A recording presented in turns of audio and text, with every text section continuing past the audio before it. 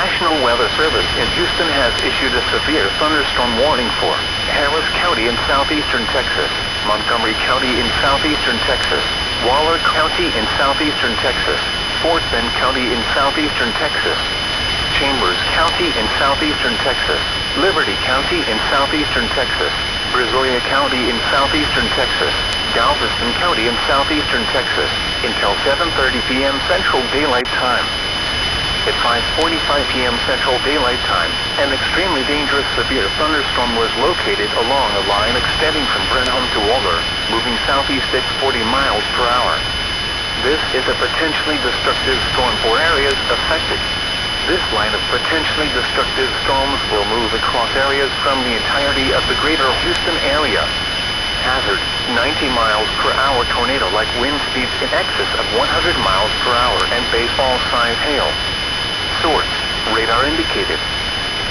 Impact, baseball-sized hail and 80 miles per hour winds. People and animals outdoors will be severely injured. Expect shattered windows, extensive damage to roofs, siding, and vehicles. Flying debris will be dangerous to those caught without shelter. Mobile homes will be heavily damaged. Expect considerable damage to roofs, windows, and vehicles.